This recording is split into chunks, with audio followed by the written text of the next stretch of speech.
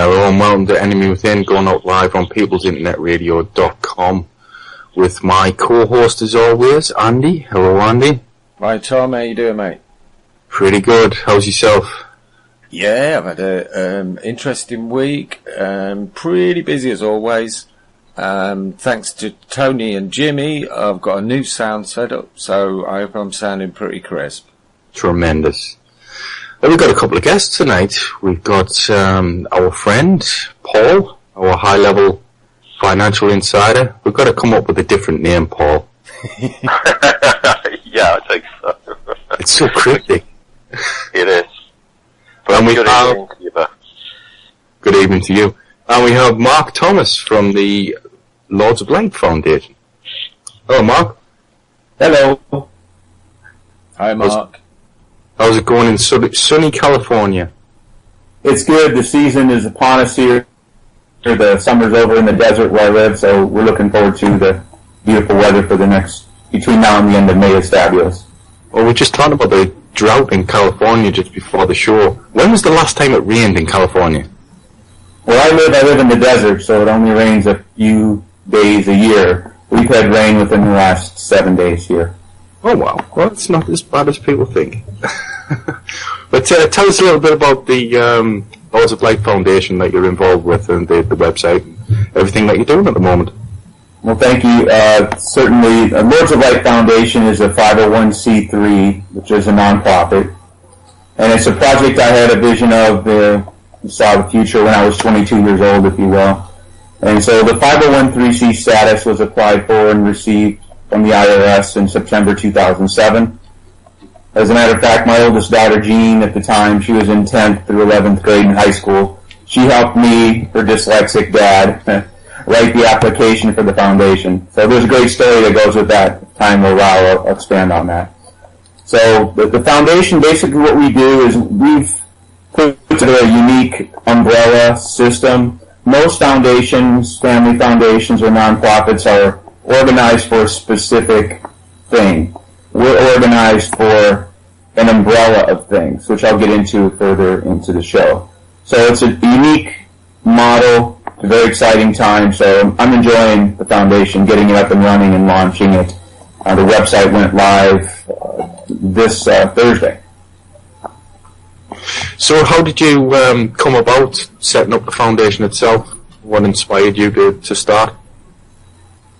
Well, my background is from financial industry, so as a professional life, I spent 27 years in research and development. So my role in that was executive management and fundraising. So during those 27 years or so, we put teams together. I led many of those teams, and as a group, we raised around $45 million for various startup projects. So I have a background in fundraising and understanding making new things. So when you look at those two things together, it gives you a unique perspective on what I can do in the philanthropic industry, because there's certainly a need out there that we found and determined and identified for such a service.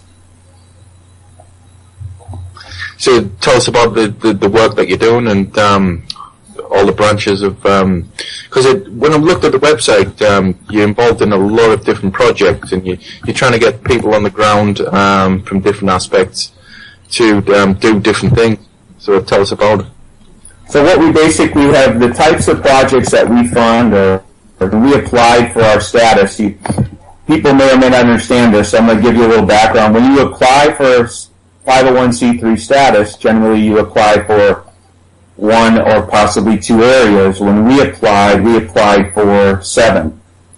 And the attorney that wrote the application for us, who was the lead person at the law firm in Minneapolis, St. Paul, the largest firm in the city, she was concerned when she sent the application in because she didn't know if it would be approved or not because, quote, I've never seen one like this, Mark, in 27 years.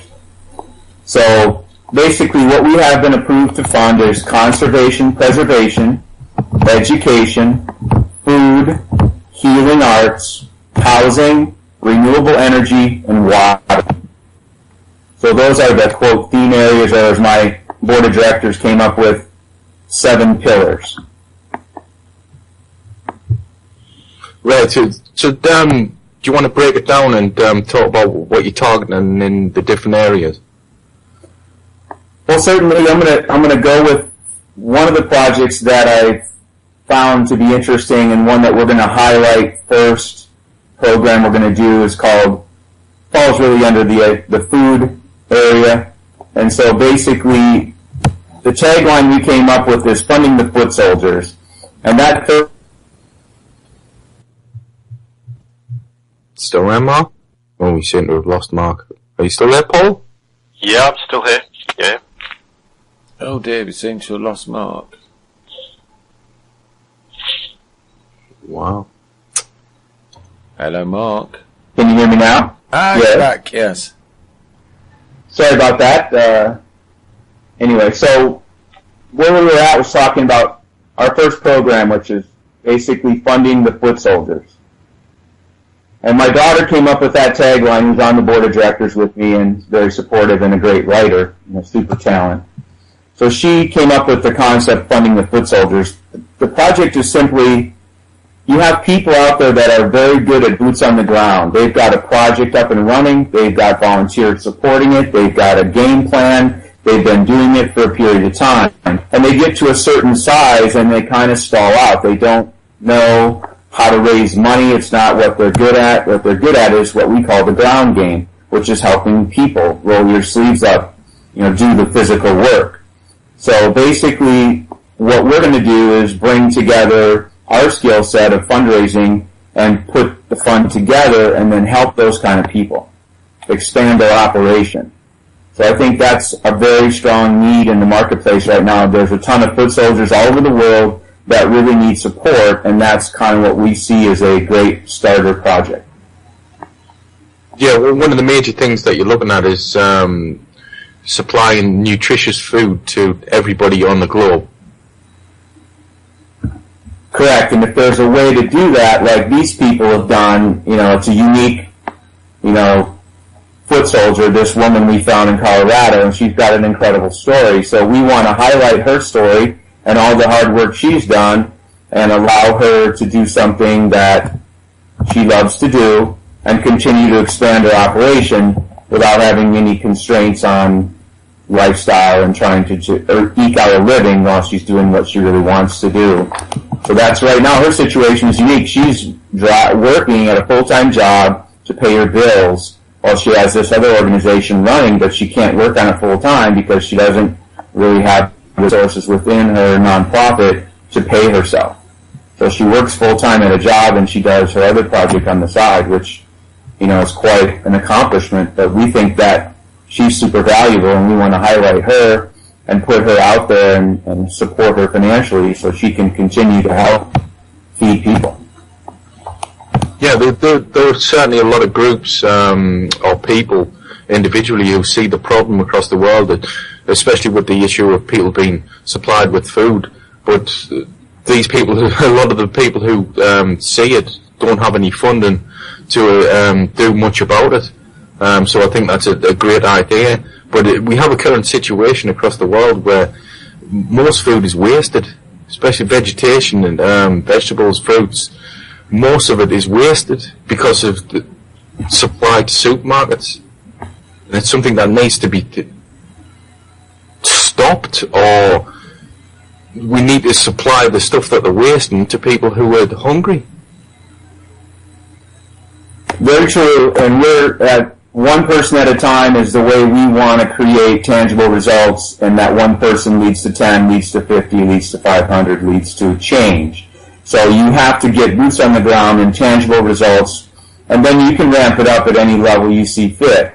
But you got to start somewhere, and you got to start today. That's kind of how we look at it. So what problems do you see with the food market itself, and why do you think that people are not being fed who should be fed? Well, there's a lot of politics involved in anything that has to do with money and anything that has to do with people. People need food to live. Mm-hmm. So there's a very much control factor involved in that process. So, there are many reasons, and we could go into 500 of them, but the point of the matter is I'm the kind of person that I think we can do something about it by utilizing this nonprofit vehicle and a good management system and highlighting good people, doing good things, and continue to expand those operations. And, by the time we look up, the world will have been at least a better place than when we started. So what other problems within the world that are you actually looking at funding people on the ground who are tackling those subjects? The way our system is designed, it's an umbrella system. So you have basically the 7 pillars pretty much cover any kind of subject matter we would feel can be addressed, we can address. So that's why we did the design that way. So anytime you start something new, you want to focus specifically on something you can do that's going to create a good result, to create positive momentum, to continue to build. So that's why right now we're focused very closely on this particular foot soldier that we know, and we're working on bringing in additional foot soldiers as part of the announcement process, a part of telling the world about our project. So right now I'm very dialed in on this one specific thing. And the other areas, we can discuss, renewable energy, water. You talked earlier about the drought in California. Water is something I studied extensively in my previous career, chapters of my life, if you will. Renewable energy is another one I spent time studying. And I think there's a demand for change in both of those things, and those are bigger projects, but nonetheless, water is the lifeblood of everything. Electricity makes affluency happen, and creating electricity without byproducts of pollution is something that's needed in a big way. Well, both of those subjects, again, mainly come down to politics.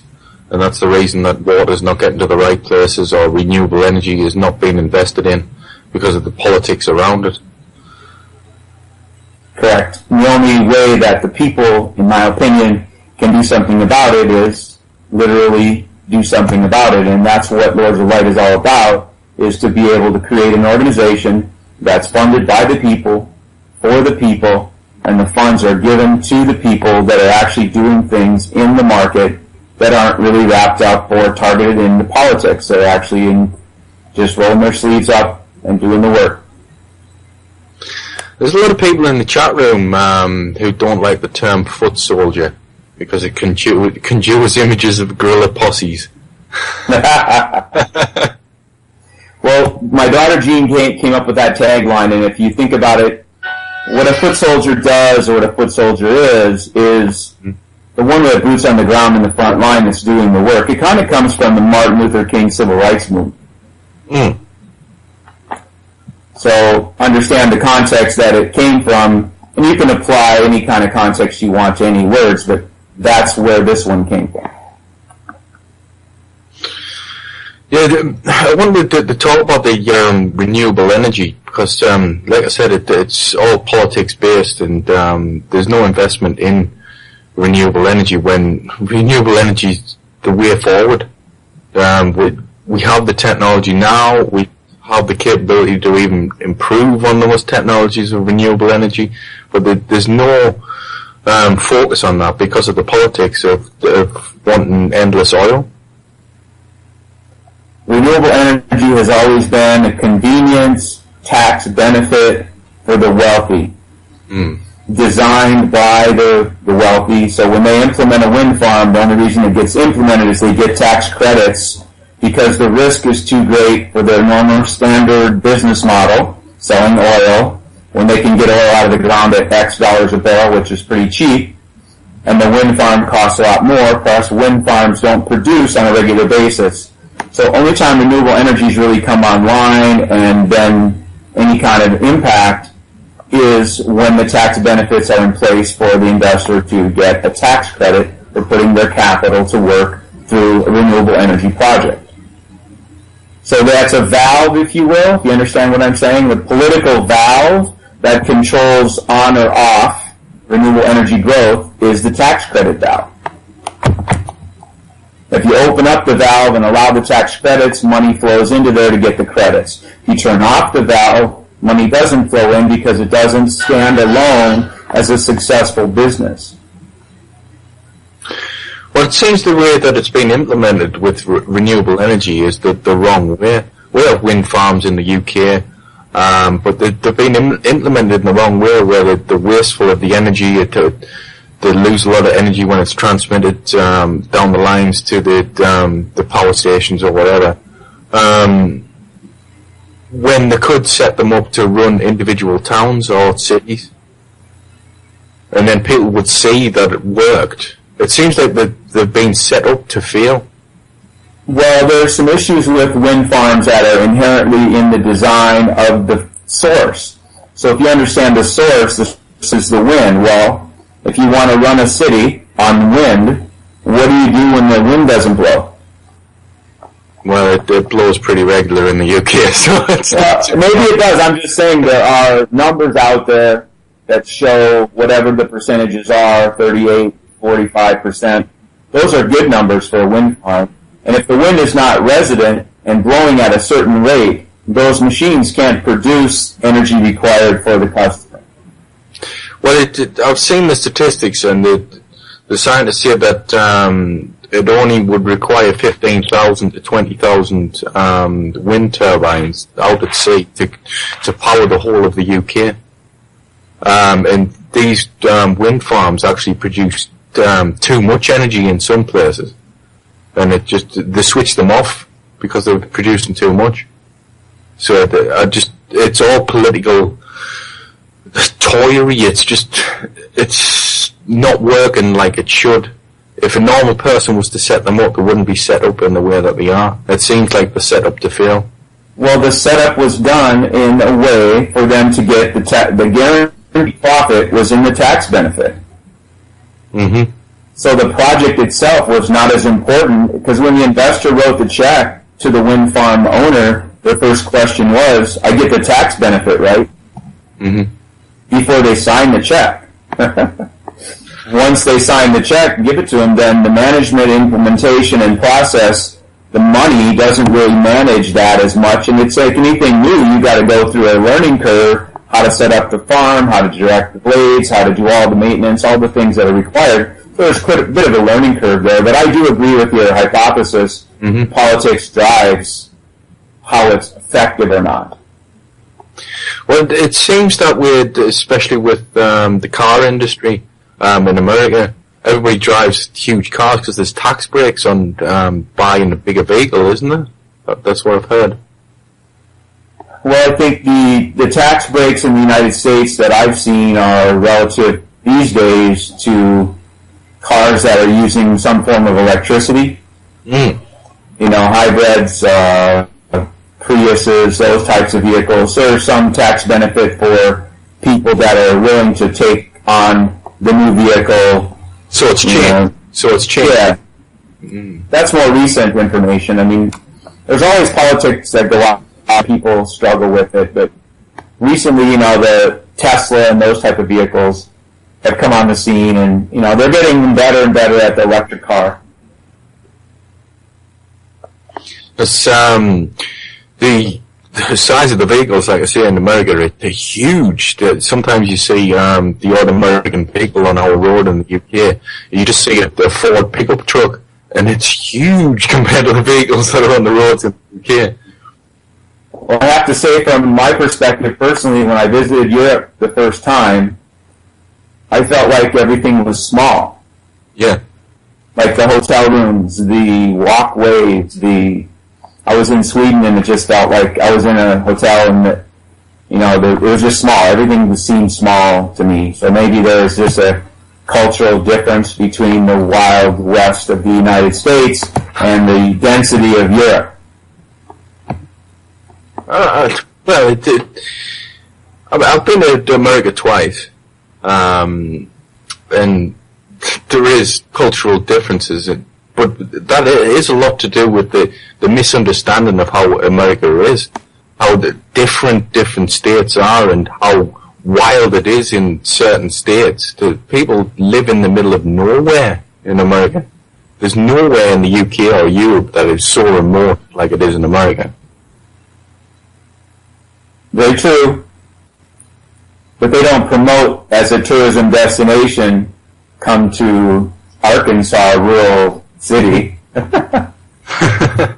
It's just how it is. They want you to go to LA, they want you to go to Vegas, they want you to go to New York. Because their receiving system is set up there so that when you go there, they make money. Yeah, so somebody just posted in the chat room, power stations paying wind farms to shut down. So it's all politically driven. Like I said, it's the tax credits, and the tax credits are political. So everything runs from the politics switch to the utilities. Utilities are very political, and the powers that run both the utilities and the government are interconnected, obviously. And so you're back to ground one. It's a lockbox. Mm-hmm. They want to get paid for generating energy and selling it to a customer, period. Anything new that threatens that setup is put through all kinds of hoops. So the groups or the people that you're trying to fund, how would you change the politics within those groups? Because that seems like the main focus is changing the politics. That would be the main driver in your efforts. When I'm talking about renewable energy, or I'm talking about housing or healing arts, whatever the category, I think there are specific situations where you can accomplish something if you look it over correctly. So when I screen the party that's applying for funding through the Foot Soldier program, they're a foot soldier that's out there in renewable energy and they've got a great product, they just need some help to get it a little further. That type of project works for us, understanding that the people doing it understand what's going on, what they're up against, and do you have all the green lights necessary to implement the tools. You can't get it to market, you can't get it to work.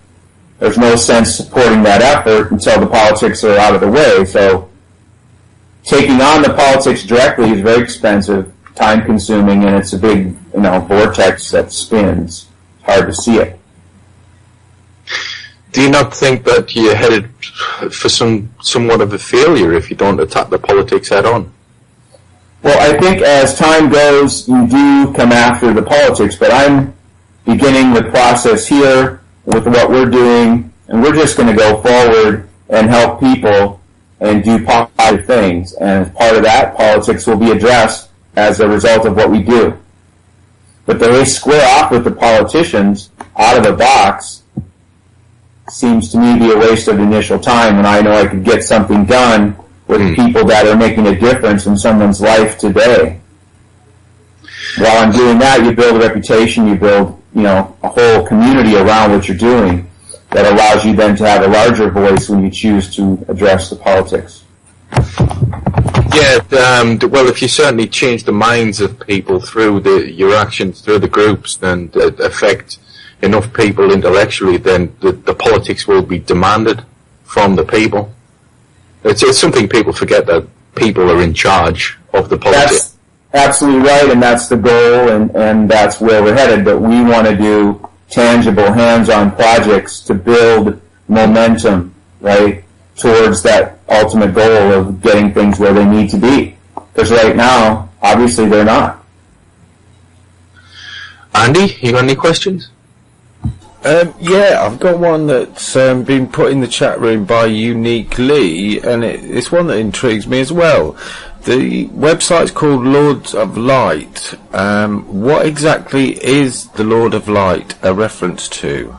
Okay, so the name, the question is, where does the name come from, Andy, basically? Is that the question? Yeah, pretty much so, I think so. Okay, so to be clear, we're not a religious organization in any way, so that's the first thing.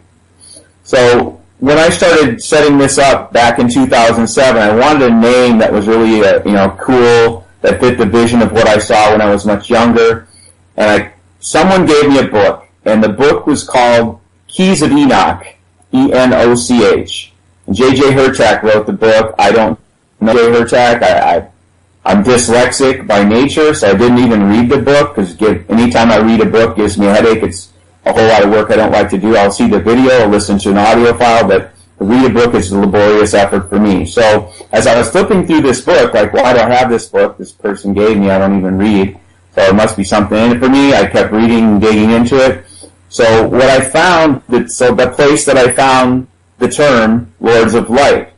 And so what it said in the book, and I'm going to quote out of the book some information so you get an understanding of where it comes from. So the beings who are allowed to travel between the universes are known as the Lords of Light.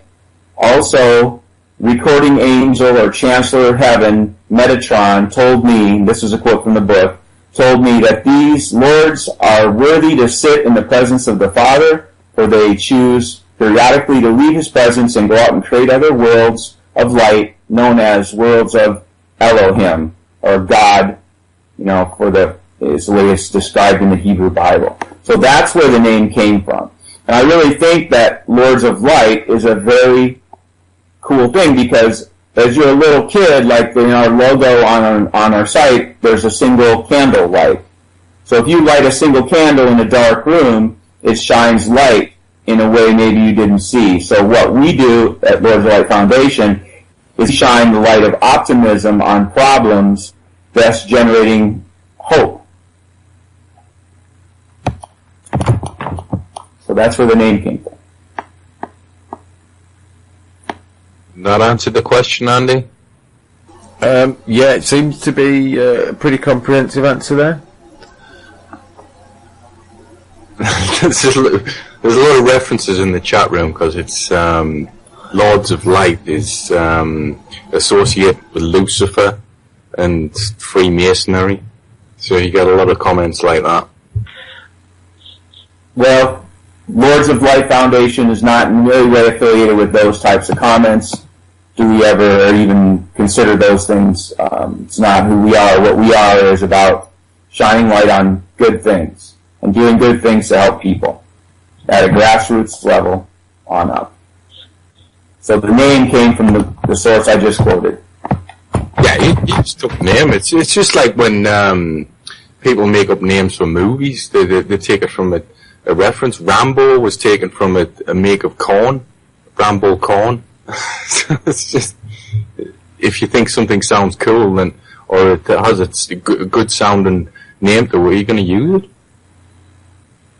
Absolutely. So we're optimistic. We're looking forward, and we feel good about where we stand and what we have. And it's very unique. Anytime you do something unique, you're going to have people going, oh, this or that. Controversy is part of being unique. Mm. So what other efforts are you, because we talked about the renewable energy, the water and other subjects, what else are you involved in? Well, I think I would like to highlight a little bit about the Foot Soldier project we're doing, our first, tangible project that we want to put out there to the world. So that would be something I'd like to talk about. I think that would be pretty beneficial for the audience to understand. Yeah, a little detail. So basically, our vision again is to fund the foot soldiers, and basically we're taking, the nonprofit organization we built, and we're going to support those people that have a great ground game. And so the example we're using here is we have a girl that's a visionary young woman in Colorado that she started looking at the homeless issue when she was a little girl. I've known this girl for a long time.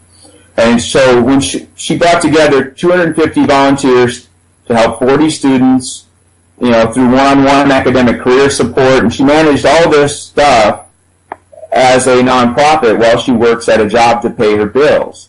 So what she did is she went to the communities in the area she lives in Colorado. She got them to give her the rights to grow vegetables and fruits on the city's land. Mm-hmm. So it's basically a community garden. So she grows millions of pounds of produce every year and provides it to these families to support them, to make them not hungry. And that's from her little idea of, I want to help these people, and how can I help them? So, what we're seeing to help both her and us is, imagine the reaction on this person when we show up there and we tell her, look, we're Lords of Light Foundation. We've been following your story. We believe in your efforts to help others. So tell us a couple of things. Number one, how much do you make at your current job? Or rather, what could you do if you didn't have to work at your full-time job? Here's a check for you for the amount you make at your job. You no longer have to go there, and we'll be there again for you next year. Now, after she's done crying and her dream has been realized, how many more people will she help? How many more foot soldiers will she bring to the mix to help us find more people like her? And how many more donors will it spawn for them to finance and put in capital to help us support people like this woman. That's funding the foot soldiers. And I think it's very cool, it's very needed, and we're really excited about it. So far, I've had super positive reviews from pretty much everybody we've talked to. Yeah, like I said earlier, there is a big problem that people who see the problem and have created groups don't have the funding to actually do anything about it. I think that's a great thing what you're doing. Thank you. I mean, funding is interesting. It's kind of an anomaly in many ways. People don't understand it.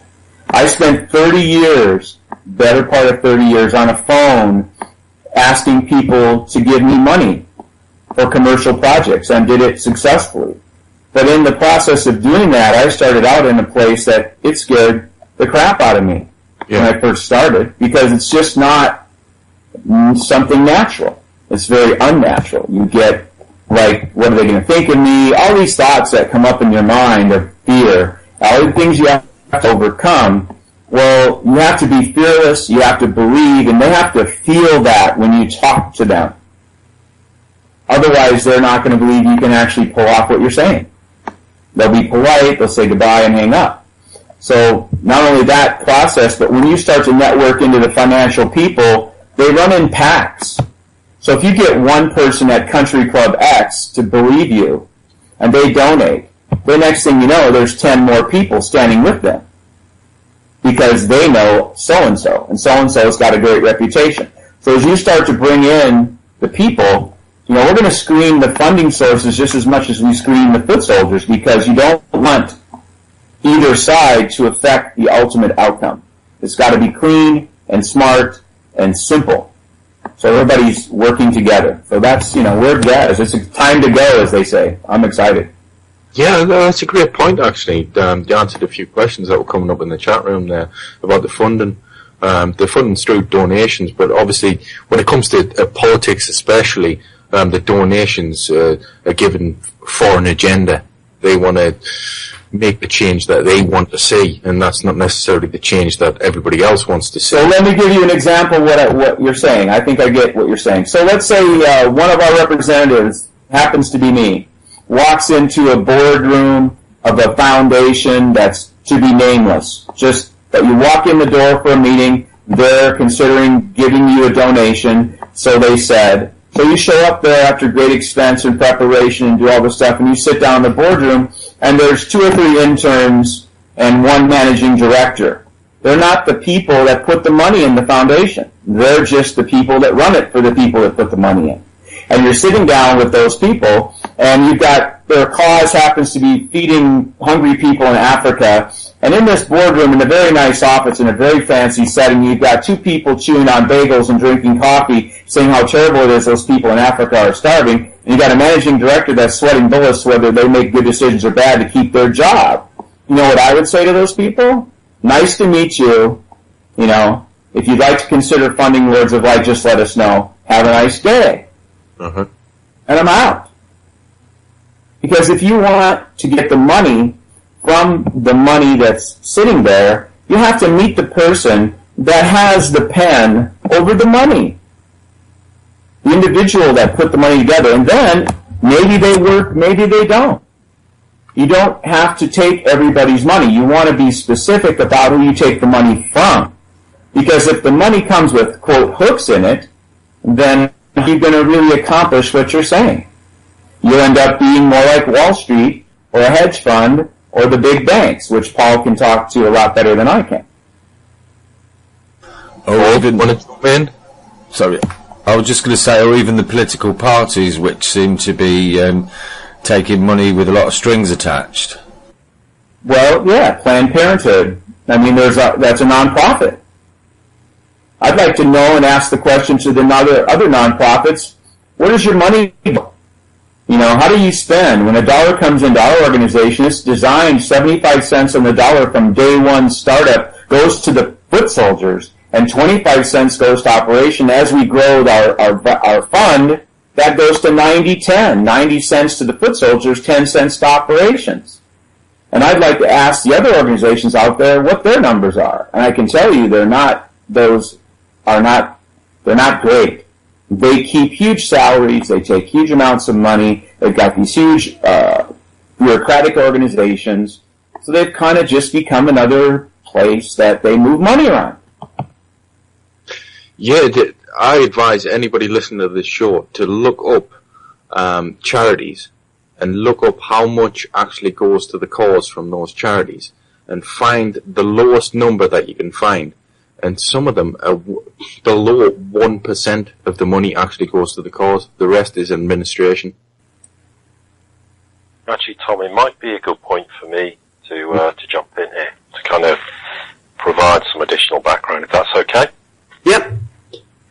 Yeah, well, obviously, Mark got in touch with me, explained what the foundation was all about. We've had quite extensive chats over a few months. And my point immediately to Mark was due diligence. We need to make sure that we're seen to be accountable, that when we fund projects, we look into the background of the people and the projects that we want to fund. And then when we've made a decision that whoever wants to be funded meets the criteria, then we need to ensure that the money's spent in an appropriate way.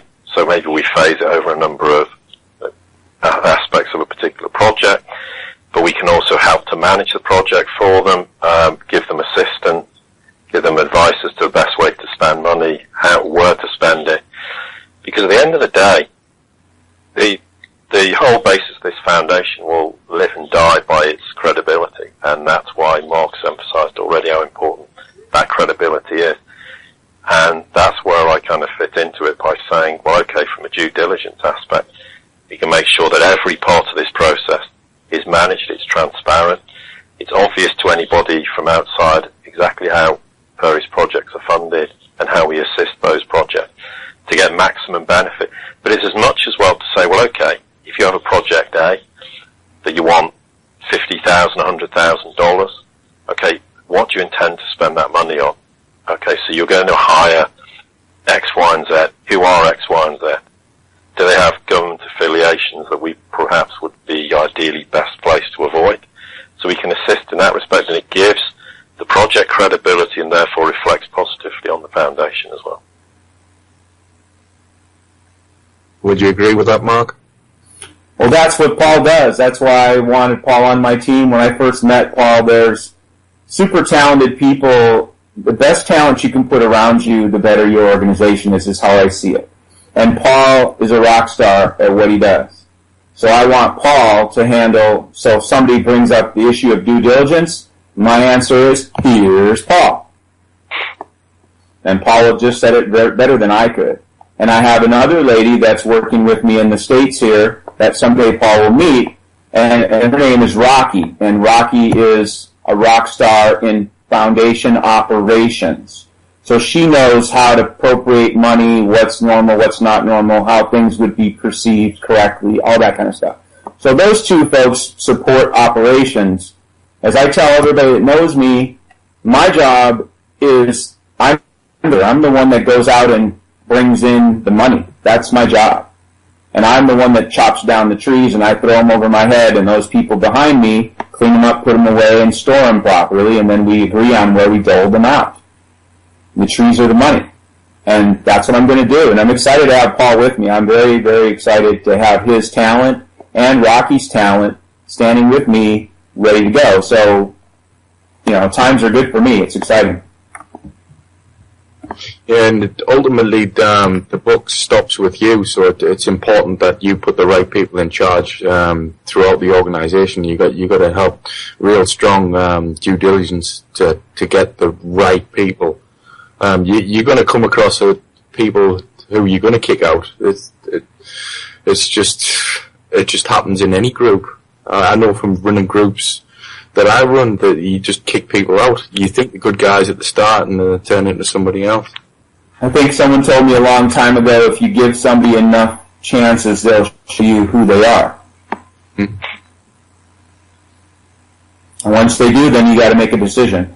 So coming from the commercial marketplace, coming from the investor perspective and, shareholder returns and expectations, this particular vehicle, the reason I like the foundation separate from the commercial vehicles, is that it's I have the power within the organization. I don't have to answer to shareholders.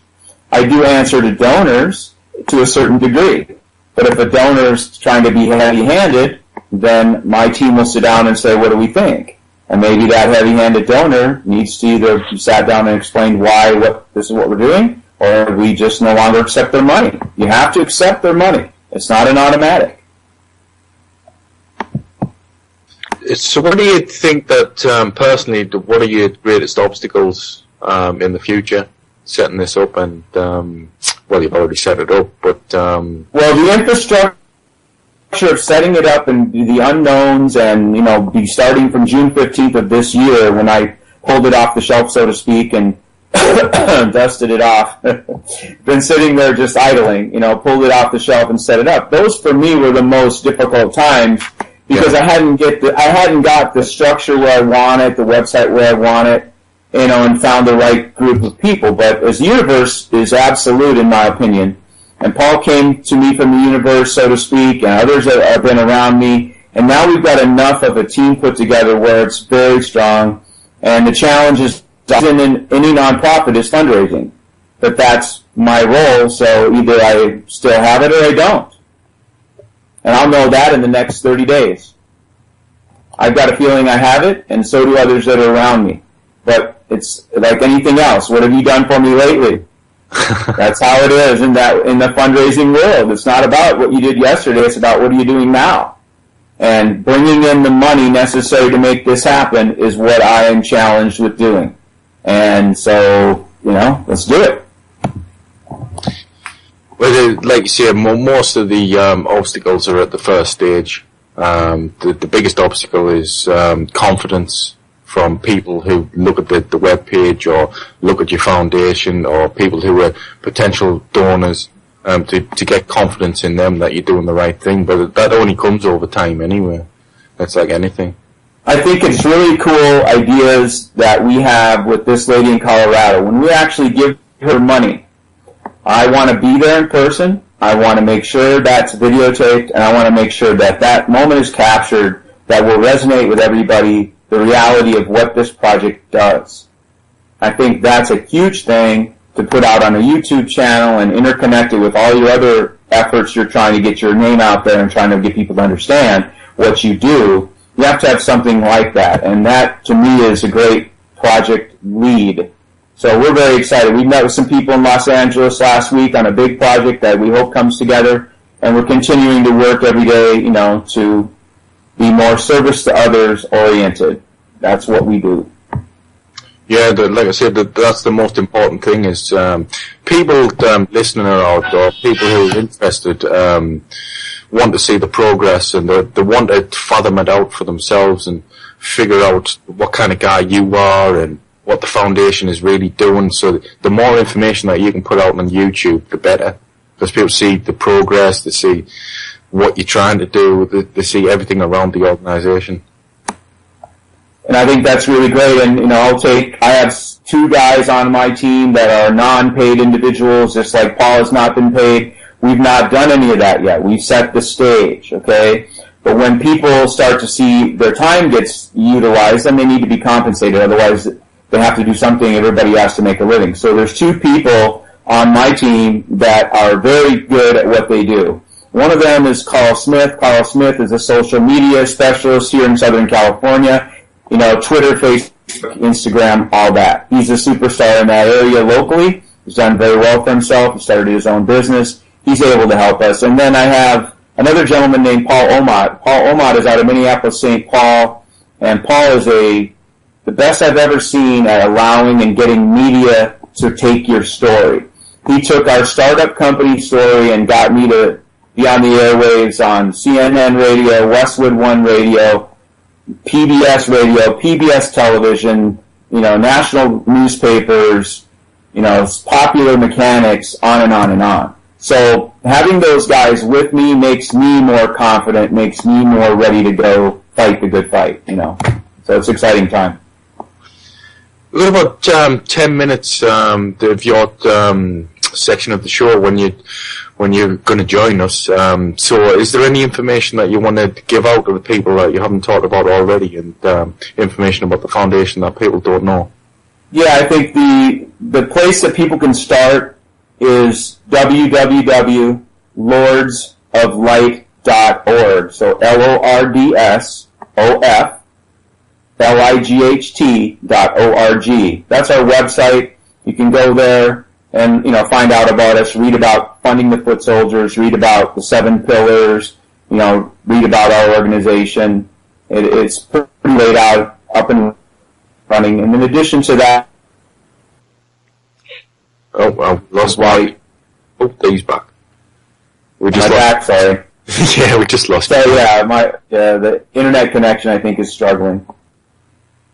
So anyway, I think the website is the best place to start. lordsoflight.org. That gives you all the pieces you need to understand. And you can also contact me if you have any questions. If you want to reach me, you can send an email to Mark, M-A-R-K, at lordsoflight.org. Terrific. If you haven't got anything else to add, so we'll bid you a farewell and play a tune, Andy. Actually, Tom, I think one point worth mentioning is it's not just going to be focused in the future in the US. It's looking to expand it into Europe, into the UK. So it will become an international foundation, not just obviously focused in the US. I think that's an important point for the audience to appreciate as well. So you're looking at groups all over the world, Mark? When I founded Lords of Light in 2007, the structural setup that I put in place is an international, family-owned foundation. So we had an international point of view from day one, and the first place we want to start with that is the UK because of Paul's efforts and input. So yes, absolutely, international is where we end up. Terrific. Well, thank you for joining us. Are you there, Andy? Yeah, thank you, Mark. We'll play a little tune from Unique Lee. This is his latest song, and we'll be back in about 5 minutes, folks. Thank you very much, Mark. Thank you, Mark. Thank you. Yep. Thank you, Paul. Thanks, Mark. And you. Welcome to Conditioning. No one could have dreamed we were being scrutinized. No one could have dreamed we were being scrutinized. No one could have dreamed we were being scrutinized. No one could have dreamed we were being scrutinized. Someone with a microscope studies creatures that swarm multiplied in a drop of water. No one could have dreamed we were being scrutinized. We were being scrutinized. You were being scrutinized. 2014. 7 is quite a number. We were being scrutinized. We were being scrutinized. You know that most of the time in this world. No one could have dreamed we were being scrutinized. Some of the microscope studies creatures that swarm multiplied in water. Slowly, surely, we were being scrutinized. Some of the microscope studies creatures that swarm multiplied in water. Magic 7.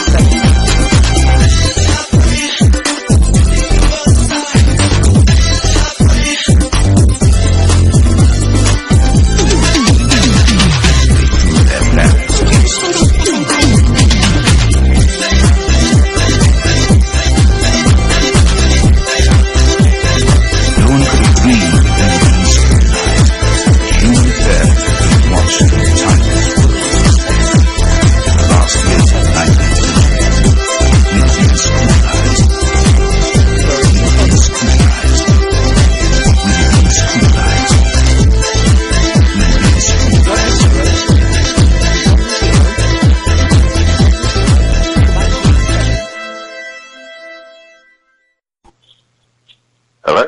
Hang on. Can't hear you, Andy. Hello?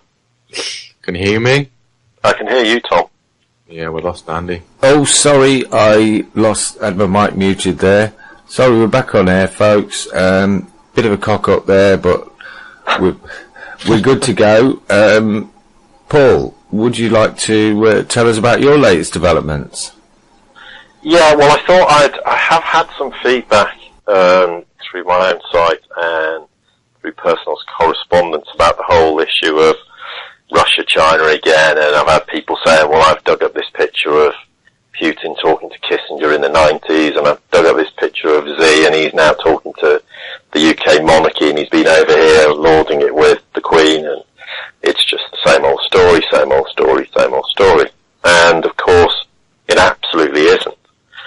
I mean, if you look at the details of the deals that were struck when Z came over to talk to the Queen and other dignitaries, it was, $65 billion of funding, which most of it was for this nuclear power plant.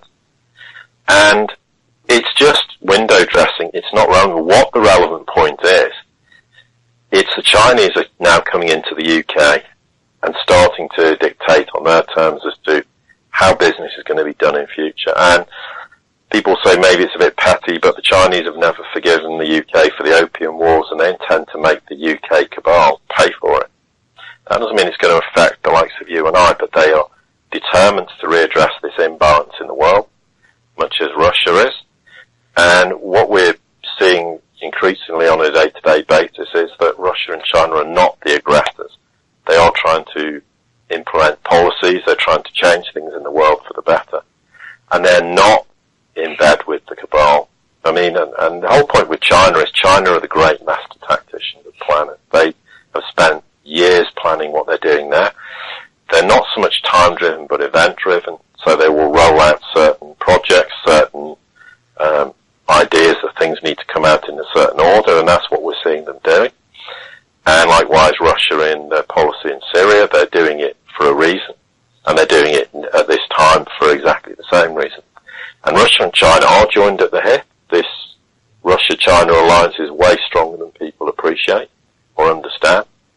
And that's been in place for many years as well. So both nations have been striving to clear out Western cabal influences. Something Putin started in about 2000 in Russia, and likewise China's been doing it for a long period of time. But it takes these countries a long time to root the problems out. They're significantly bigger in population, obviously, and geographical spread. I mean, particularly Russia. But they've been working very hard to rid the problems in their own country and to resolve their own economic and social domestic problems. There is some way to go. But they are significantly further down the track than we are in the West, in the UK, US and other European nations. And as we'll talk about in other coming forward to do with the technology and the developments with Russia and China are doing, they are now the principal nations, but not in a dictatorial manner, not in a US kind of hegemony kind of way. They're doing it to say, right, we need to change the world. We want other nations to work with us to build a new world. And it's up to these nations to come on board or not. I'm starting to see increasingly nations are. The only one that isn't is the US, which is becoming more and more isolated. And we're even, so of course, as we can briefly touch on when we go through some of the developments, we're now starting to see Israel coming on side and behaving in a slightly different way. And I know people will say, well, nothing's changed in Palestine. Well, okay, maybe nothing's changed in Palestine, but we're starting to see developments elsewhere where, in fact, there are changes. So I think it's worth pointing out, because I do get a lot of correspondence from people who constantly pull up old pictures. And so what if Putin talked to Kissinger? That doesn't mean he's cabal. You've got to sometimes go and talk to your worst enemies and say, look, enough's enough. You have to give up this insane policy or insane agenda you've had for decades and beyond. We need to change, and you can't always just avoid these people and somehow imagine the problems will go away. A lot of the feedback on the show is that Putin or the Russian government are working with the US government or our government behind the scenes. They've been caught on hot bikes in the past, doing deals behind the scenes, and Obama's been saying, oh, belittle my second term, and so a lot of people are saying, well, they're just part of the chess game. No, not at all. I mean, this is not the case that Russia and China are not working secret deals with anyone, because, as we can touch on when we'll go into some more detail about developments of Russia and Syria, we're clearly seeing they're doing exactly the thing that the cabal don't want them to do. We can discuss that in more detail later on. So no, absolutely not the case, and people may get these ideas, but I'd say, okay, show me the evidence. Where's the evidence that these supposed secret meetings have happened?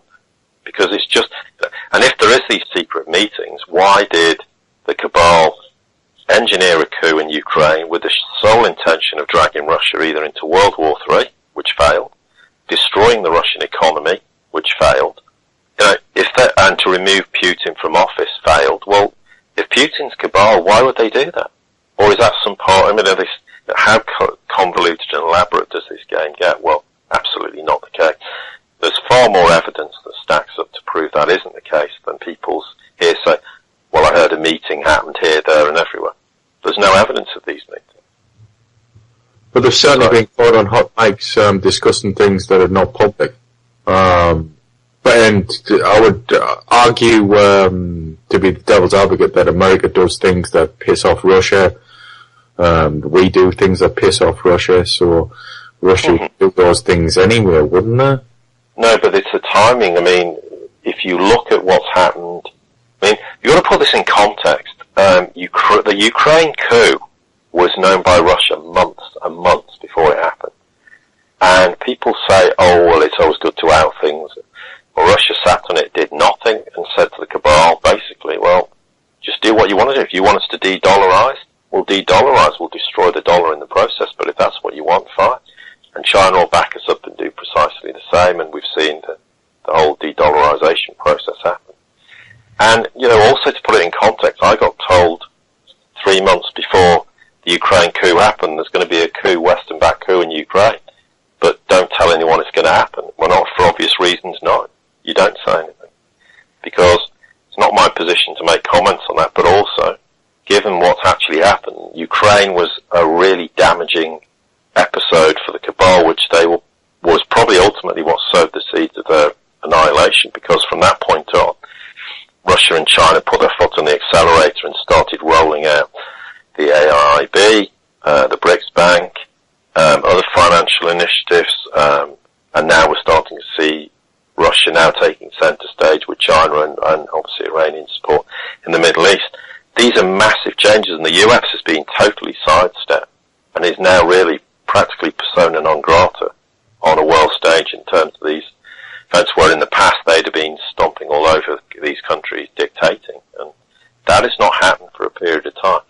That is a huge development that sometimes I think people don't always necessarily understand, and I can accept that, or they don't appreciate the significance of it. Somebody in the chat room posted an interesting comment saying Putin is a billionaire whose family made vast wealth as a result of the deliberate collapse of the USSR. He got filthy rich on the broken backs of the populace.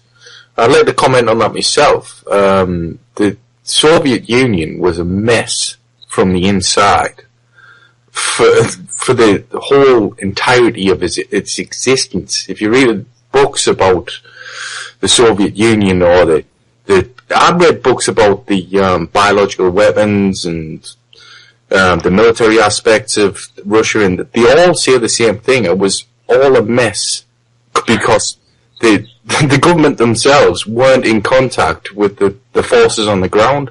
They didn't have control over the groups that they were in control of.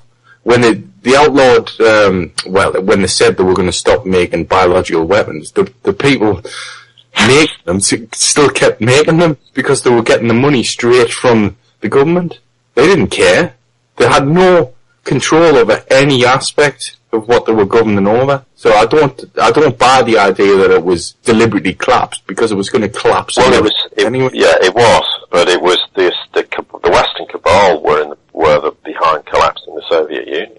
Well, because the Western cabal's always primary motive is to destabilize Russia, destabilize China, and particularly destabilize any union between those nations, and if you tag Germany into the process, that axis is their worst nightmare, and of course that axis is going to get stronger, and we already see it with Russia, China, and less so with Germany, but eventually that kind of Berlin, Moscow, Beijing axis will become really strong. And as for the idea of Putin being a billionaire, well, I'd say to anyone saying that, prove it. Because what has Putin done? Putin kicked out all the Western oligarchs that were gutting Russia. And there were Western oligarchs put in. They may have been Russian, but they were Western-backed, of Western sympathy, and they were destroying Russia or the Soviet Union. And over a period of time, post the collapse of the Soviet Union, they were all removed or put in a position where they could no longer exert the influence, and Russia is economically become a lot stronger as a result of it. So it doesn't kind of tie in with this idea that Putin's is on the side of all this, yet he seems to be doing everything to destroy the very thing he's accused of being. See, I would disagree with you there, on that really, because the Americans take the credit, or the West take the credit for bankrupting Russia through the arms race and through Afghanistan, the controlling of the oil price. And all authors that have read books from, and all political experts say it was rotten from the core. And I've read proof over the years that it was rotten from within, and they had no control undoubtedly whatsoever. So it was going to collapse anyway. I don't buy the idea that they collapsed it at all. They just take the credit for it. Well, I think I do agree with what you're saying. It probably would have ultimately collapsed. Like all big empires, they eventually collapse, including the cabal. But there was certainly huge efforts within Russia to facilitate the collapse and create destabilization, and they were of Western sympathy. But you're right, I do agree with you. If they hadn't, it probably would have eventually collapsed, because it was unwieldy, it was unmanageable, and it wasn't an empire that was going to ever be sustainable. But in the context of what the West did, they did cause a lot of damage. So. But no, I do take your point as well, obviously. Yeah, and they would have had those influences anyway, those Western sympathizers throughout the Soviet Union. Well, yeah, of course, and that's what they did in China. You know, they infiltrated China and put a lot of Western influence in there, which they've rooted out, because the cabal hope was to have one world government and everything associated with that. Well, of course, that's failed. It is never going to happen. And because Russia and China have rid a lot of the problems, they haven't got rid of everything, but the problems they do have are now manageable. They're aware of it. They can deal with it. And we're now seeing increasingly other nations trying to shed the Western financial influence particularly. So that agenda's gone, and, I keep seeing people saying, oh, we're going to have one world government, one world currency. That's absolutely not, and that is just fear-mongering that there's no evidence to support it. And it was never going to happen, because Russia and China would never give up their nation's independence and autonomy and right to self-determination. It was just never going to happen. And when you take those two big nations, and then you start to apply it to other nations equally that would refuse to acquiesce in that way, it was a pipe dream. And it's something the cabal live by fear. They induce fear in people to believe things and to make everyone go, oh, that's going to happen. But over the years, they've threatened a lot, but over the last few years, everything they've tried to implement has failed. Now, if they're that powerful and that autonomous and that capable of controlling the world in a one-world government scenario, why do they keep failing?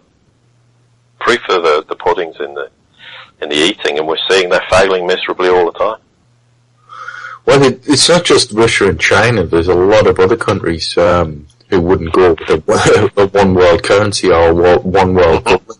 They would have to invade literally every one of those countries. We know that the US likes invading countries, but it's a shitload more on the top. Oh, yeah, it's not just them, isn't it? As I said, there are plenty of other nations that would absolutely refuse. And ultimately, Germany will absolutely refuse that.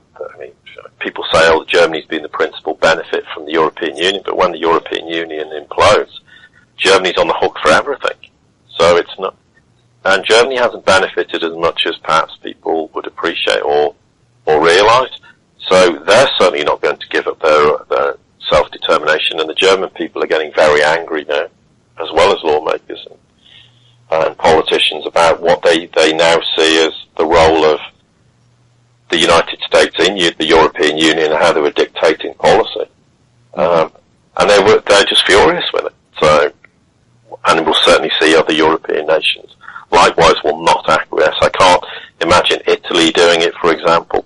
Spain, I mean, you look at large parts of Spain, they're furious now with what's going on. I know we have Catalonia, where they are naturally want independence, even Spain, but they're simply not going to tolerate it. And now we can talk a bit, because I said there was a little tag at the end to talk about some developments in the EU, which we can further highlight these issues that we're now seeing. Before we go on to that, Andy, are you there?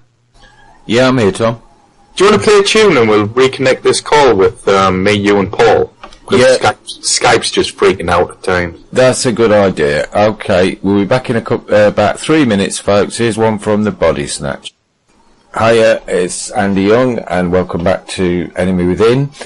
And we've got a bit more to come from Paul, but firstly, I'd just like to say to everyone, we've got some great shows lined up tonight. I think Martin Farrell after us at 9 o'clock is doing a bit of a Halloween special. I believe he's got Joanne Summerscales on for the first hour, and then in the second hour he's got a host of hosts talking about what goes bump in the night. And then, as ever, at 11 o'clock we've got Unique Lee coming from the dark side of the room, and that's always fascinating, so stay tuned. And you might even get some tunes after that from Tony or Martin or whoever fancies taking the stream.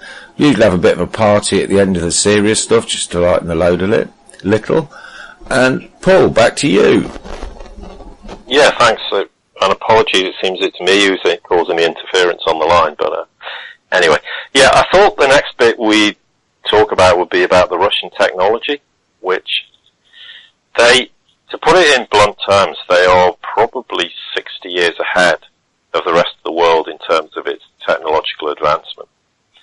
And we can give a few very, very simple examples. Russian planes can take off and land on makeshift runways. That's any aircraft, not just military, but also for just commercial flights, for taking, the likes of you and me here, there and everywhere internally and across the world. They already have alternative energy generation technology, which will be replacing oil, gas, and nuclear power when the time's right. This is once again the crucial aspect from Russian policy, is when the time's right. They've already tested this internally on a large scale, and it works. But they're keeping very quiet about it. In kind of metallurgical terms, they've got a metal which is as light as aluminium and is harder than titanium. We've seen in Syria they've showcased military technology that's left the US and the Pentagon scratching their head going, where did they get this technology from? We always thought we were the world leaders in that kind of technological development. They certainly are. And Russia will, over a period of time, phase out a lot of the standard typical industry, so oil, gas, and nuclear power. Also, part of the Russian-Chinese strategy is that all Western and cabal banking system will go. The big pharmaceuticals will go. The oil and gas industry will go. And this is going to take a period of time. It's not going to happen overnight. But the plan is this is where the alternative energy comes in, where a new financial system will be put in place that will benefit all humanity and not, fractions of 1% of people. These are all in the pipeline, and Russia quietly gets on with doing what it needs to do. And the biggest clue, as I mentioned on previous show, was when Medvedev said, in the future, Russia will not be economically dependent on oil and gas. And he made this comment, no one asked the question why. Well, that's the reason why. They have the alternative technology already to roll. I don't know all the specifics as to what that technology is, but it exists. It's been tested. They're ready to run with it. But like anything, people say, well, why don't they? Well, the oil and gas industry is a great way of attacking the cabal and destroying them. So why roll out the other technology, which then there are risks associated with doing that at the wrong time? The whole point about this is get the cabal in the backyard, which is growing. Oil's been a big industry, a big driver for them all over the world, wrongly, of course, in terms of their policy. But you can neutralise them on the basis of the oil industry why roll out the additional technology now? Wait for the opportunity when the oil industry collapses, which is probably nearly on the verge of doing, given the price of oil isn't sustainable. Then roll out the technology in the future. So there's always ways they do things. It might not seem obvious, but there is plans in place, and Russia and China will stick to those. Okay. I noticed we've got White Star join us in the chat room. Long time since I've seen him in there. Nice to have you round again. And he's making a comment about the sitting duck quack quack, and I think he's referring to the USS Donald Cook. Can you tell us anything about that, Paul? I'm not exactly sure about that. As far as I understood, and maybe they know better than me, I think at some point that all the technology, whether basically they rendered this, the Donald Cook, a sitting duck, none of its technology worked, everything, all the electrics went haywire, and it was believed to be external technology that caused this, and it obviously completely freaked the US military and the US Navy as to how this happened. I think that's possibly what they're referring to. As for the cause of it, well, undoubtedly, it's back to this situation where the advanced technology exists. I do know of an instance where Russia was flying some aircraft near, kind of almost toying a bit with the US military, not within kind of disputed territory or waters or airspace. The US were tracking them, suddenly they couldn't track them, and literally these Russian MiGs were like within half a mile of them, saying, "Hello, you see us now, don't you?" and then promptly flew off and disappeared again. Of course, once again, the Pentagon naturally had no answer for this and were wondering quite how did they manage to have this technology. So, undoubtedly, there's probably a lot of examples of this, and they are starting to showcase technology, certainly in Syria, how they're dealing with the ISIS problem, that is leaving the rest of the world scratching their head. It's what we've seen in Syria with the Russian operations. We've seen a lot of new technology, and it reminds me of the first Gulf War when we saw a lot of new US technology. But this Russian technology, what they're using, is far in advance of anything the West has. Oh yeah, undoubtedly, and this is why we're now seeing that we've heard that this week Saudi ministers had a phone call with Putin over Syria. There's going to be a follow-up visit in Moscow within about 4 weeks, and a face-to-face meeting, which shows that now Saudi are now taking Russia seriously. We've seen Jordan and Russia announce they're going to coordinate a military action in Syria, and Russia plans to increase missions to about 300 a day. So there's a rapid expansion of the military activity in Syria. Iran certainly will join Russia in troop deployment when necessary. I'm sure, unfortunately, at some point that's going to happen, which could cause the war to drag into a long, protracted affair. But I suspect by the time that happens, ISIS will be all but relegated to history. That sounds like a bold statement, but I believe that will be true. We're now seeing Iraq and Afghanistan saying to Russia, "We want your assistance to deal with the terror threats we have in this country." And Iraq has expressly told the US, "We don't want you any more of your intervention in our nation. Sorry, from now on we want Russian assistance," which I presume will be probably, ironically, even in Iraq, backed up by Iran. And the Chinese are kind of on the periphery, but certainly are providing some logistical assistance. And even we spread further afield in the Middle East, we're seeing that Russia's going to supply Egypt with helicopters and equipment for their Mistral ships. And even now we've seen where Israel has announced they want to cooperate with Russia and to form a free trade zone with the Eurasian Union. These are huge steps. This is an acknowledgement in the Middle East that whereas it was always the US who were the dominant nation, the US has been relegated to has-beens, and now everyone's turning to Russia and saying, "Well, we see you as the new kind of well, I'm trying to think of a suitable adjective, but certainly the dominant nation, but not in an aggressive way.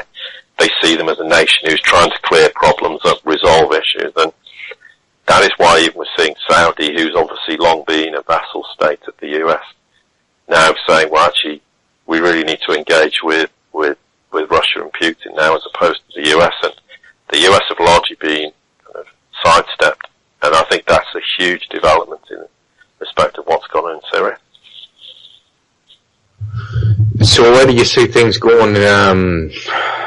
You mentioned that other countries are going to ask for action, like Iraq's going to ask for action from Russia, because the West are just tiptoeing about it. I don't see what the West have even done against ISIS.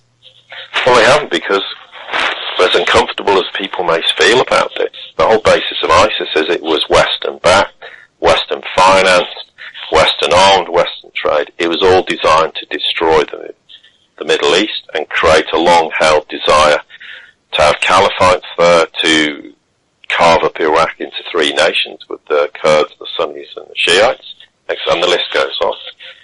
And everybody knows the West had all these phony bombing missions where they never actually attacked anything. I mean, we see with, what was it, the quote was in 72 hours Russia did more than the West has done in 3.5 years, and that just absolutely proves the point. They've made a mockery of the West's attitude to this supposed war on terror, which we also know is a complete lie and an illusion. And people in the West, whether they find this uncomfortable or not, doesn't matter, that's the reality. That's the world we live in. That is how our nations operate, and how much to an extent this illusion and lie is perpetrated via our media as well, who have a lot to answer for. Yeah, it's just ridiculous actually looking over the news and the amounts of missions that have apparently took place and nothing happened against ISIS, and then this short spell that Russia have actually initiated in the gains that they've actually made. But I think Russia's taken it from a different standpoint. I think you've got to admit that they're trying to stop the civil war completely, so they're just bombing anybody who's attacking the government. Because stability is the main thing that needs to be had in the country. You've got to stop the civil war. This is what I said from the start anyway. If the West didn't like Assad, why didn't they just say, well, right, we'll stop the civil war, this is what the UN's supposed to be about, peacekeeping. So you have the international effort, and you have the Russia involved and everything, and you go in, you stop the civil war, and you say, right, Assad, we don't like you, so hold an election. But they won't hold an election, see, because Assad would probably be voted back in. Oh yes, undoubtedly. I think, without a shadow of a doubt, that's exactly what happened. Whether people in the West agree with Assad being in power, he's popular. Same with Gaddafi in Libya. People liked him. Whether the reality was something else is entirely different. And you've got to also remember that the Western media is very good at demonising people in other nations when they were told to do so. But Gaddafi was in power for 40 years. A lot of that time, they never said there was any problems there. They were doing deals with him. Tony Blair was over there shaking hands with him. Exactly. Doing deals with Gaddafi. It wasn't until he said, I don't want to trade my oil for dollars anymore, and by the way, I want a gold-backed African dinar as a currency for the African continent. That was the point when the Western cabal said, well, I'm sorry, we can't have you in power anymore. It's bye-bye time. It's exactly the same with Iraq. Oh yeah, you're our friend. Here's some biological and chemical weapons. We'll invade you later on for having them when we destroy them in the first war. But we'll invade you later when you don't have any left. Yes, exactly, yeah. And so that's where, people say, I don't see anything happening, but you're seeing huge, enormous changes in the Middle East. The Middle East is, apart from Europe's a big key battleground for the cabal, because of their obviously pushing their borders up to Russia, hence the Ukraine coup and subsequent civil war. But if you look at the Middle East, the changes are enormous, and they're happening on a daily basis, and they are hugely significant in terms of the death of the US hegemony and the death of the Western cabal.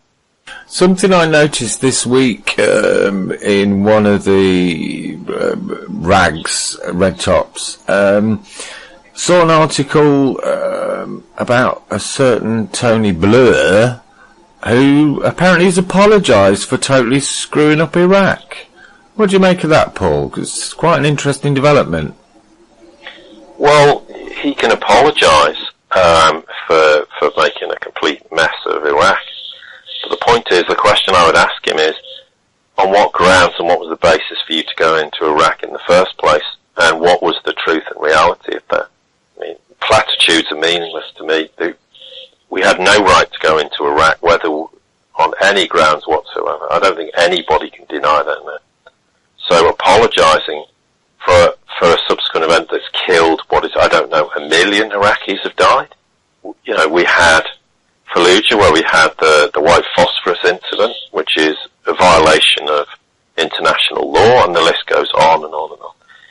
So he can apologise all he likes, it's irrelevant. The point is, why did you go there in the first place? And there's evidence, or supposedly evidence, should I say, that plans were drawn up a year before they invaded, as though this idea that it was all came out of the blue and all these resolutions got passed, which they didn't actually get passed anyway, to go and intervene the way they did. You can say what he likes.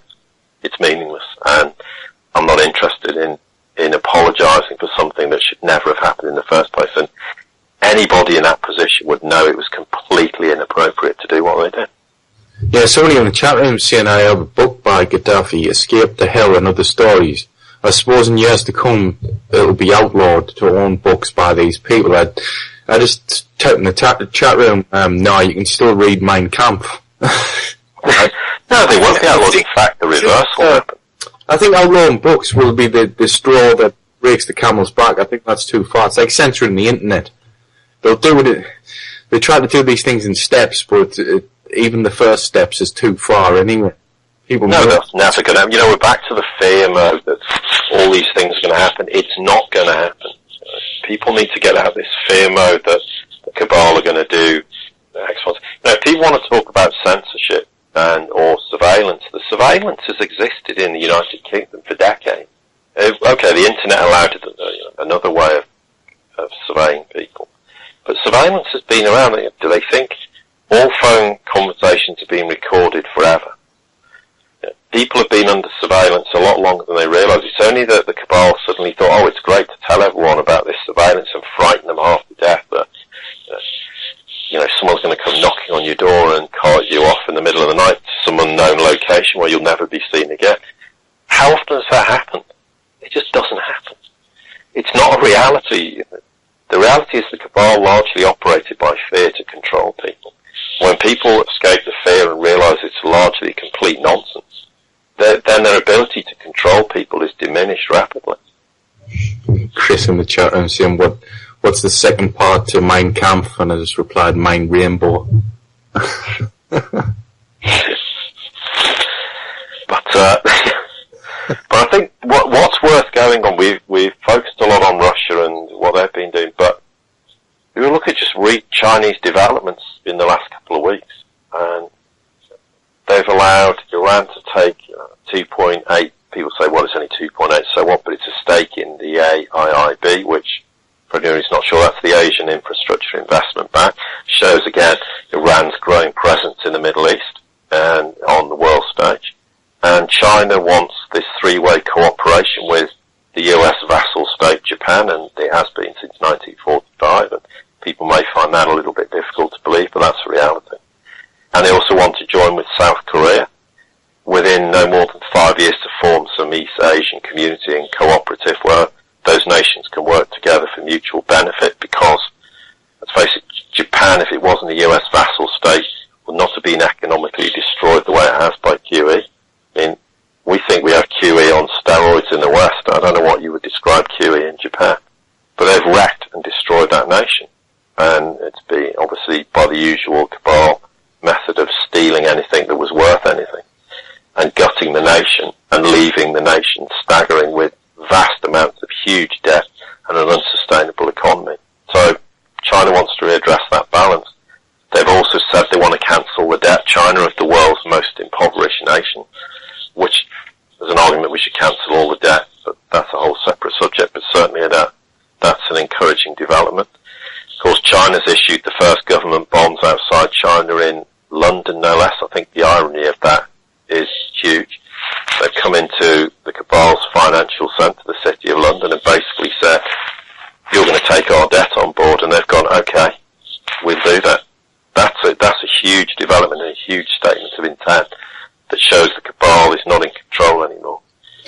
wanted to ask, what do you think of China dropping the one-child policy? Yeah, I read that today of all days. I think that's hugely interesting, given they've had huge population explosion. And I think it can only be, I guess, there's an underlying fear that the population is growing old and they need to get younger kind of people in, the demographic into their population. They've got a shortage of women, though, haven't they? Really, I'm not too sure. I don't really know that much about it, but it is a hugely interesting development when for 30 years they've had the one-child policy in place. Yeah, they've got a shortage of women. Men are actually advertising themselves on billboards in China, in towns where there's literally only men. There's like 90% men, because people are getting rid, should we say, of female children, because they want to carry on the family name. The family name's a big thing in China, so they keep a male child, they wouldn't keep a female child. Well, that's unbelievable. Yeah, not saying it's not the case, but there's a major shortage. But yeah, well, maybe it's kind of an admission of a failed policy, and it's part of that change. But there may be demographic reasons for it, or other reasons, as you say, that they need to readdress this imbalance in the population. I did read somewhere a long while back, and I'm pretty sure it was China, where they have some form of a dowry system in operation. So that was why a lot of people got rid of the female children. But I may be getting confused on that. It's a long time ago. Well, it's certainly a possibility based on what's been said. Yeah, I wouldn't rule that out. But that's something clearly that has to change, and we're back to this point. As much as I will say what China and Russia are doing, they do have huge issues to deal with, but gradually, bit by bit, they are addressing the problems they have, rather than us in the West, who don't even know we have major problems. And although, I'm not saying everybody, but a lot of the population is unaware of what's going on and what's being done to their nations by a cabal that, as far as they're concerned, doesn't even exist. But going back to China, we've seen that China's allowed the Iranians to join the BRICS Bank. The IMF's desperate to add the yuan to this basket of currencies via these special drawing rights. I'm not kind of said before, I don't really see much point to this, but it's kind of symbolic of a need to change. It also probably suggests the IMF isn't really in control of the cabal anymore. The China construction banks joined the LBMA, the London Bullion Market Association gold price fix. They joined today. I think that's indicative of a big change in the gold market in the future, and we're just seeing the sort of early embryonic signs of change of how they will start to influence the LBMA and the COMEX in the West, as opposed just to the Shanghai gold exchange, obviously, or in China itself. But interestingly, we still see increasing developments with China in the US. There's this trade deal between China and Louisiana to supply and export rice to China. And there's a huge Chinese delegation there that want to learn about American farming techniques. They want to form a joint food security council to work for the benefit of each other. This is not a cabal initiative, by the way. They want to address the climate issues that the US is facing in terms of their ability to grow. Whatever it might be, agriculture, we know there's all the whole climate issue and what technology is being deployed to cause droughts and hurricanes and everything else. This is a huge development, and it shows that the US is, whilst the US is having huge problems with its government and Washington and its refusal to address the problems and start to work for the betterment of the planet, but there are occasions where China is working independent of Washington and saying to states, well, that we can work with you. And there's one example of something that will make a huge change to the US, and this is something we need to focus on the positives. As much as I believe the US is in big trouble, it can dig its way out of the hole it's in. And I think we'll see certain states in that country who will start to realise that they're going to have to work independently, and Texas is probably a classic one who will break the mold. But you'll see other nations in the Midwest and the South who will start to exert themselves and say enough's enough, and that's where you'll get the groundswell of public opinion that says we've had enough putting up with this government anymore. Because that's where it's got to come from in the US. It has to come from the people. Mm-hmm. Russia and China will expose the cabal. They'll do everything they can to remove them, but it's up to the US people to make the decision: do we want to continue with this insane government or don't we? Got a comment in the chat room. Agenda 21 has been implemented in China at breakneck speed, and the latest phase is coming under stealth and deception. The Chinese government is in the process of relocating 250,000 people per week from rural farmlands to densely populated urban areas into what has been dubbed as the Chinese... I don't know. You went to write something, but it says Geo. So they're saying China's relocating people out of farmland areas. Who are the people who live there, do the work? They're the people who tend the land, that produce whatever it is they produce. So they're moving them all out and putting them in cities, and what exactly are they going to do then with this land that they've relocated them from? So this just, sorry, it doesn't make any sense. If they can provide categorical information, I'd be very intrigued to see that, but I've not seen any evidence of that myself. I'm not saying it's not a possibility, but I'd be extremely surprised that China are rolling out Agenda 20. Agenda 21's dead and buried. It's now called Agenda 30. I wonder why. Does Agenda 21 fail? Rather like the TPP, the Trans-Pacific Partnership. It's dead and buried because the one nation they needed on board was China, who said no. Does that fit in with that Agenda 21/30 mentality? No, not at all. You meant what has been dubbed as the Chinese ghost town? Oh, these ghost towns that exist. Okay, well, these ghost towns, we touched on this before. The reason they were built was not just to spend money and build infrastructure. They're built for future growth and expansion. Not only internally, but there is a belief, and you'll probably find, as much as this may be unbelievable to most people, there'll be a huge migration to the likes of China and Russia in the future, because they will have far greater economic strength in the short term, and people will see an opportunity to move to these nations and work there. Now, once again, I stress this is not about economic control and hegemony, absolutely not, but these nations are far better placed to weather the huge problems we're going to experience globally than say anything in the West is capable of managing. Yeah, Jimmy in the chat room saying, I really like your guest. He's not going to believe any old story without verification. That's a big problem in this field, that people, well, some people, I'm not saying that everyone does this, but a lot of people go down one avenue to prove their theory or their point of view. They'll only look at things or take notice of things which prove their point of view, instead of looking at the opposite side of the argument and then coming to a critical thinking perspective between the two.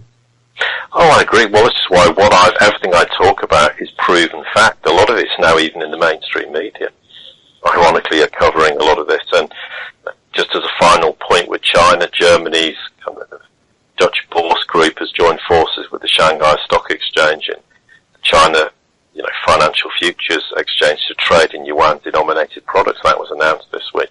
That's a massive step of Germany saying, actually, we're going to financially jump in with China, and they've also got all these currency swap agreements with China as well. These are huge developments. These are in the public domain. They're provable. They're not conjecture. I can have some degree of conjecture on some things, but I'll happily say, look, that's conjecture or an assertion of mine. But largely what we talk about is proven facts. The information's out there, it exists. And that's the best basis. So, if people have got knowledge of something, fine, produce the information, because if it proves a certain point, then I want to know about it. I have my own Facebook page, and we're growing steadily. We have members, and people are allowed to submit posts. And sometimes I'll post and say, well, I don't agree with this, but it's a good point for debate. So I'm always happy to take an alternative viewpoint. But merely the idea, so-and-so did this or this happened.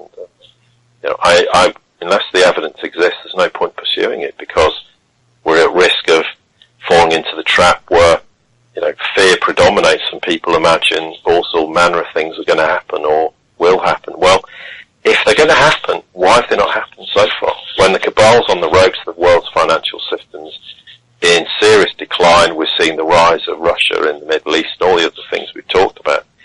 Why is the cabal not in a position to go and implement their policies that everyone talks about religiously and endlessly, about this whole fear-dominated approach to the world? Well, if it's not happening, then the argument falls flat on its face. It's merely just conjecture. I think one of the major problems with Western media is you don't know the sources. And they use these things over and over again about unnamed sources or an insider who's give us this information. But one website who I do like is Zero Hedge.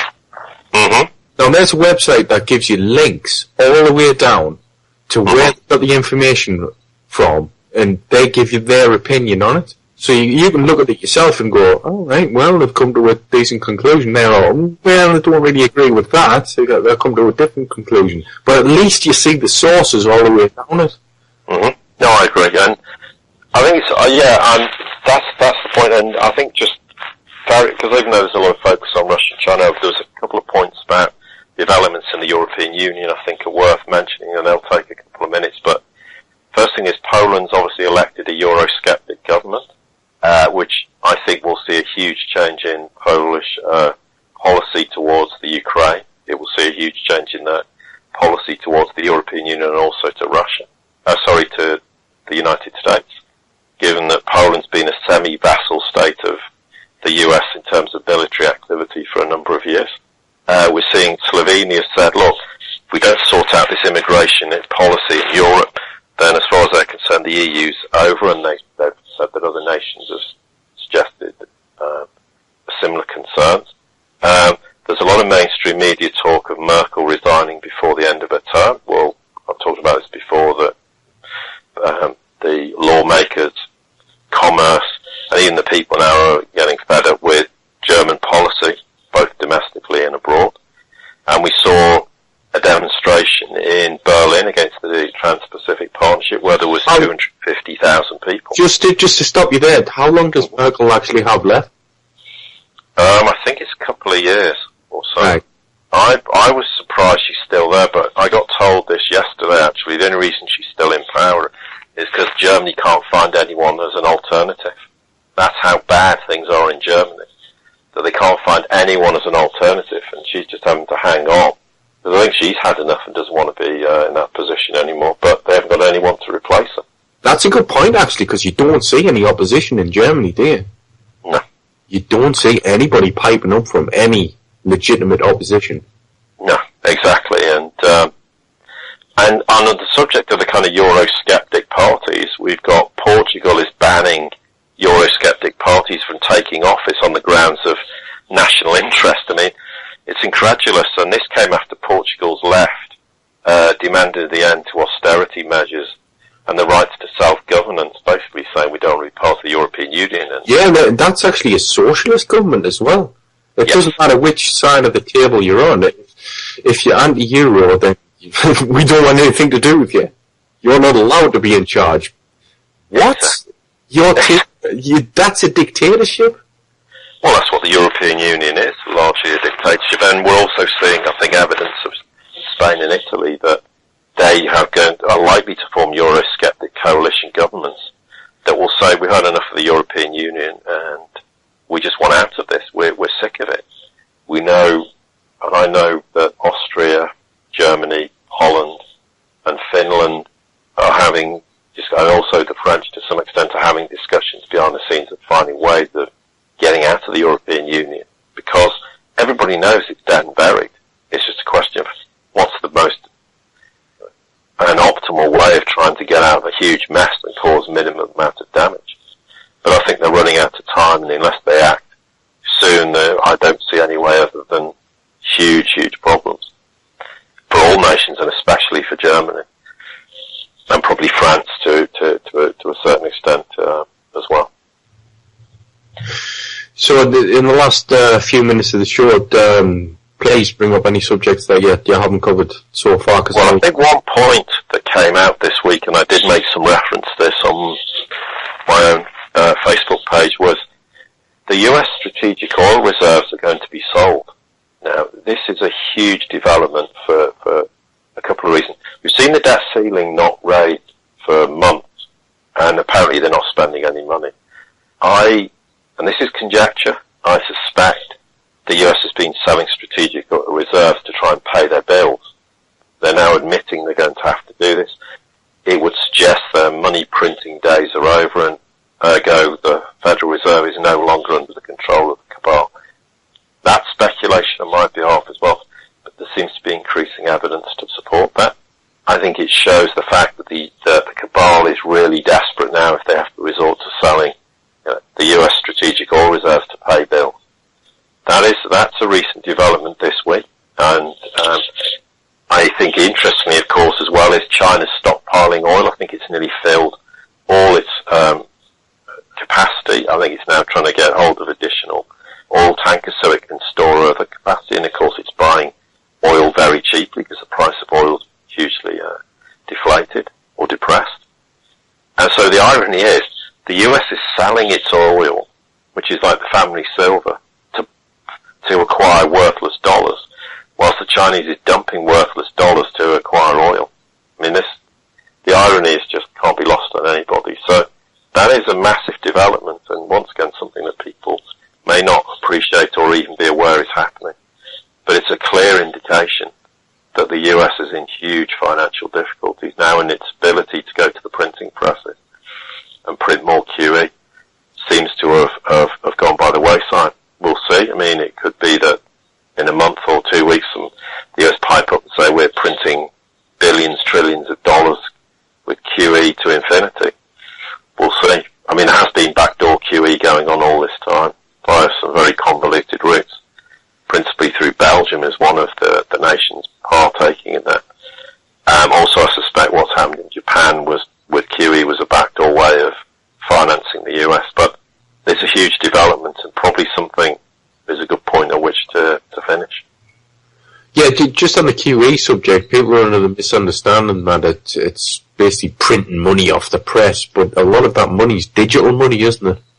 Oh, it is all digital money. What it was done, the sole point of QE was to bail out the banks, keep bailing out the banks, give them cheap credit, so they can actually do these carry trades and make half a base point or quarter of a base point. It was free money for them to print money, to make money.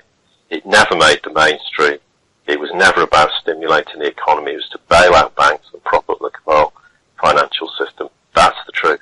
And anyone who says to the contrary, say, well, show me where the money's been invested in. The UK, what was it, 375 billion QE. That would be more than enough money to stimulate the economy, and I've not seen any money put into the economy at all. And the US is an even worse example of that. Well, thank you very much for joining us again on the show, Paul. No, it's been a pleasure, as ever. And just if I can chip in, my Facebook page is called the Sirius Report. That's SIRIUS. And we always welcome new members, and if anyone wants to join, I'd be really pleased if you would do so.